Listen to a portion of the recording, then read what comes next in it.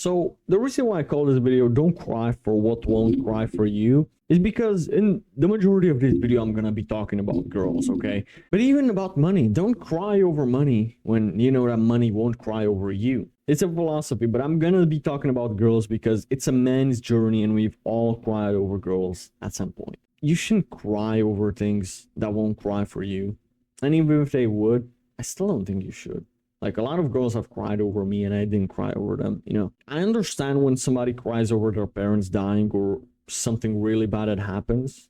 That's like a respectable reason to cry. But just because some girl cheated on you or she found somebody else, she will not be crying over you ever again. She will not. She's getting fucked right now. And this is not what you want to hear.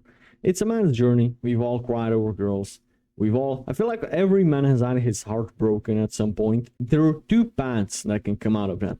One is you improve yourself. That's like the starting point. That's your first wake up call where you realize, man, I need to do something with myself. Otherwise this is going to happen again. Or you can become bitter and you don't become better. You become bitter. You fall into video games, porn, drugs, weed, cigarettes, whatever. And you fall into all of these bad habits. And you never improve from there. A lot of men just don't. They don't look at, okay, what did I do wrong? Why did she cheat on me? What did I not be good? What was I not good enough for? What was that guy better than me at? No, they don't look at that. They look at, oh, she's a bitch. She's a bad person. All women are whores, and it's fuck women. The reason why that's a bad thing is because there's no improvement whatsoever from that. That's why I would never recommend you to get bitter at women. And over time, you will stop trusting girls as much, which is a good thing. You may say that that's a bad thing, but you start to see their true nature and you stop trusting them as much because you do realize that women are shady. They lie. They are not perfect. And so trust women just because, well, hold on a second. Let me ask you this. Why did you trust her in the first place? Okay. What made you trust her? Because she's pretty, because she's cute. That's enough of a reason for you to start trusting her. Come on, dude. Like, what did she do that made build your trust towards her? Because you won't trust a new friend 100% just because. He has had a track record of trustworthiness, right? He's done things that you can trust him with. Realistically, optimism is what causes heartbreak, because you were too optimistic and you thought that just because she's hot she will as well be trustworthy and loyal, and you didn't vet her properly, and you didn't really like put an effort to see if this girl is a good girl. You didn't put an effort to that, and you paid the price for that, which is okay. This has happened to most of us, and you know what, man, sometimes I do believe that I still slightly repeat that mistake and I have to snap out of it. I trust the girl and then I wake up and I say, hold on, I only know this girl for about a week. Why do I trust her so much? Like, what made me trust her already? You know, you have to kind of like snap out of it, and it's like kind of in our male nature to be optimistic and to trust girls just because they're pretty, and you have to teach yourself out of that. Now, guys, I want you to understand this. You are probably that optimistic because you're in scarcity. The reason why you're crying over this chick is because you're in scarcity. If you had 2 of your 10 out of 10 sucking your dick right now, you wouldn't care about that girl cheating on you. You wouldn't care about her not replying to you. You wouldn't care about her.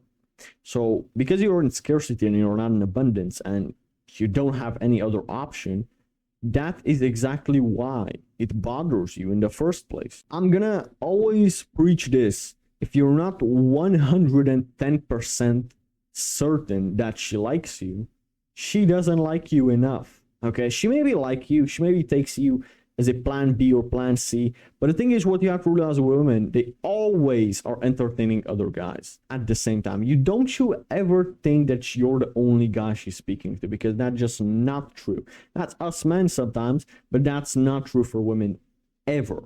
Okay, so that's like the first thing that I would tell you. Whenever a girl truly likes you and takes you as plan A, as like the first guy gives you a priority, you're 150% sure that she likes you. You have no doubts about it.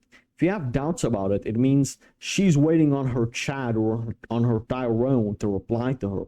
But In the meantime, she will text you, but as soon as Tyrone will reply, she will give him the priority. And that's why we're not 110% sure.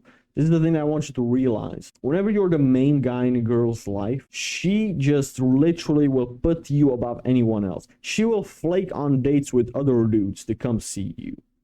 Yes, I know that from personal experience because I bought on both ends.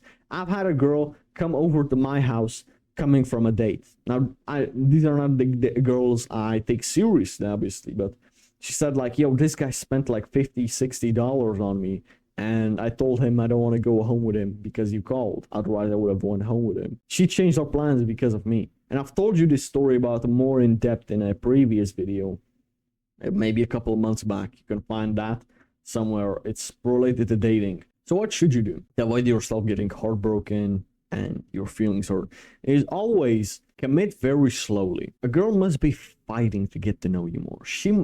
A girl should be leaving the first 2 dates saying, I feel like I don't know anything about you. You've basically told me nothing about you. You let her talk about herself and you focus on her. You need to be like, kind of like you're a box that opens very, very slowly and only with little bits. You should not be opening too much to a girl because that's when you build attachment. So you shouldn't be doing that. Another thing is, don't give relationships to a girl too quickly. And I always say this 6 to 12 months before you give a girl a relationship, all right? I feel that it's crazy, and I've done this mistake plenty of times. I've given a girl a relationship after a month, 2 months, 3 months. That was a horrible mistake. I say minimum 6 months, okay? Like half a year, you speaking to her, you're fucking her, you're seeing her in different situations. Because you might think that this is a good girl right now. Have you seen what she does when she's mad, when she's offended, when she's jealous, how she acts when she's on a period, how she acts in this situation? No? Then why are you trusting her enough with a relationship? You need to put more value on commitment from you. You need to put more value on that shit. I'm gonna be fully honest with you. So 6 to 12 months minimum. Like that's the bare minimum that you should at least 6 months. Okay, at least half a year, get to know this girl, spend some time with her, see her in different situations, provoke her a little bit, make her jealous, do all these things and see how she acts. Then you can be sure that this is a person that you can trust at least a little bit more. Now, another thing is always be willing to walk away. What I will say is that if you're not willing to walk away from this girl as soon as she does something you don't like, you are basically about to tolerate anything and get your heart broken again. And this goes back all the way to scarcity and abundance. If you have a ton of girls that want you, you will not tolerate too much bullshit from a girl. And if you don't have anything, any other girl that wants you, you will tolerate everything and you'll get yourself stomped on by this girl, because you give an inch, they take a mile. Okay, you have this boundary of no male friends, and then you allow her to have one male friend that she's known since 6 years old. Before she know it, she fucks him. Okay, no male friends. That I will always stick by this. No male friends, even if she's known him for all her life, even if he's gay, even if he's whatever. I don't give a shit. Like, it's either him or me. It's like, and if it's him, that's absolutely fine. I can go speak to someone else. I can go spend some time with some other girl. So I don't care. And this is how you should be. You shouldn't be tolerative of too much. No clubbing. No, listen, I'm not going to tell you what boundaries you should have. You should have your own boundaries.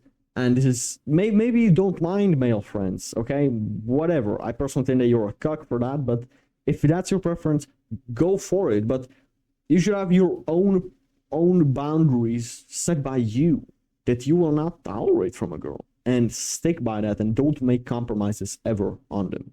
Going back to optimism, overly optimistic guys, I say that even the innocent girls, even the virgin girls are shady.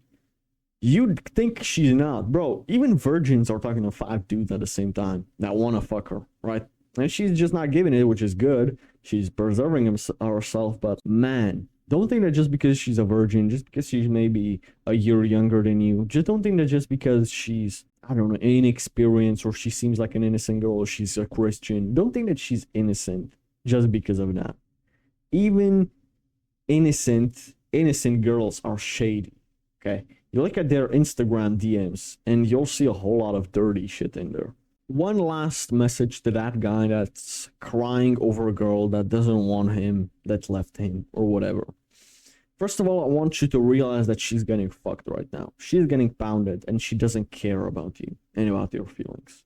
I want you to understand this. I want you to imagine her getting fucked and sucking dick right now. Some other dude that's better than you.